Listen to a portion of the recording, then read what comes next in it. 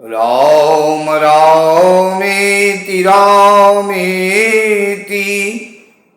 रमे रामे मनोरमे सहस्रनाम तत्तुल्यं राम नाम वरानने।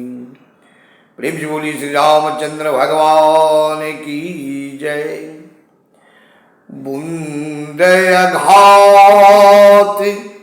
सहत गिरि कैसे, खल के बचन संत संग जैसे। गोस्वामी जी कहते हैं रामचरितमानस में, सज्जन और दुर्जन दोनों का चरित्र चिंतन करते हैं। कहते हैं गोस्वामी जी अपने चौपाई के माध्यम से, बूंद आघात सहत गिरि कैसे। गिरि पर्वत पर बारिश का बूंद जब गिरता है तो उन्हें चोट लगता है। आघात, बूंद जब ऊपर से कोई किसी के ऊपर जब प्रहार करता है, आघात करता है, उसे सहन करना पड़ता है। सहता है कैसे, तो कहते हैं बूंद आघात, बूंद के आघात, बारिश की बूंद आसमान से जब वर्षा होती है, बारिश का बूंद गिरता है तो पर्वत किस तरह से सहन करता है। कैसे, तो खल के बचन संत सह जैसे। कोई जो दुर्जन आदमी होते हैं, कोई जो दुर्जन व्यक्ति होते हैं, दुष्ट प्रवृत्ति के होते हैं, खल प्रवृत्ति के होते हैं, तो वो खल के साथ अपने जैसे दुर्जनों पर में वो कभी प्रहार नहीं करते, आघात नहीं करते। चीटर कभी चीटर से चीटिंग नहीं करता, चोर कभी चोरों से चोरी नहीं करता।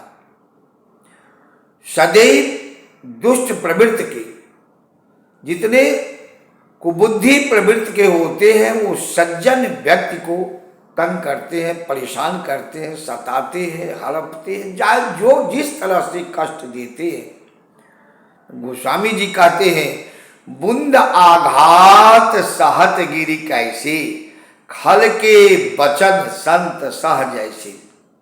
वास्तविक सज्जन संत ही होते हैं। जो संत होते हैं, संत का अर्थ होता है जिसे अहलौकिक पारलौकिक किसी प्रकार की कोई कामना न हो, न सुख की कामना हो, दुख की कामना तो कोई करता ही नहीं। किसी भी प्रकार की सांसारिक भौतिक सुख ऐश्वर्य की जिसे कामना न हो, वो चाहे संत का वेश धारण करे चाहे न करे, वो संत है। कहते हैं जो बूंद आघात सहत गिरि कैसे, खल के बचन संत सह जैसे। गोस्वामी जी संत थे।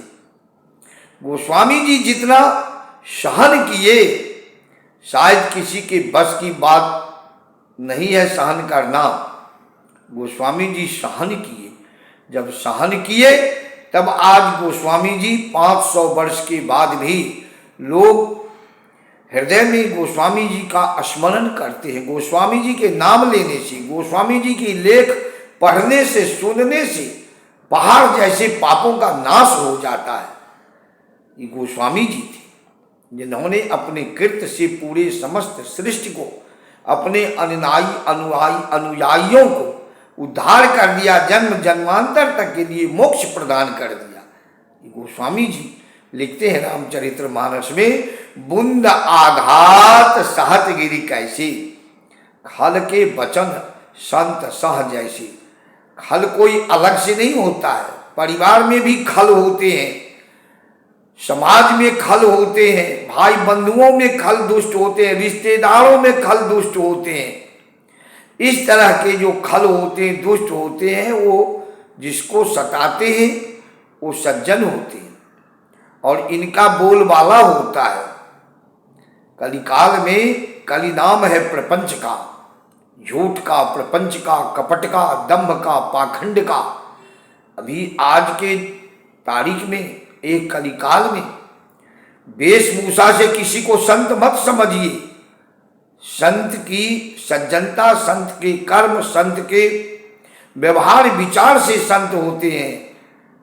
वेशभूषा से कोई संत नहीं होते हैं। संत का वेश धारण करके एक से एक अघोर दुष्कर्म कर जाते हैं, वो वास्तविक में संत नहीं होते हैं। और भगवान उस संत को भी ठिकाना लगाते हैं, ऐसा कठोर से कठोर दंड दिलाते हैं जो उनकी समझ आ जाती है, जिसके पास बाद उनको सुधरने का कोई उपाय नहीं है। वो कहते हैं गोस्वामी जी, बुंद आघात सहत गिरी कैसे, खल के वचन संत सह जैसे।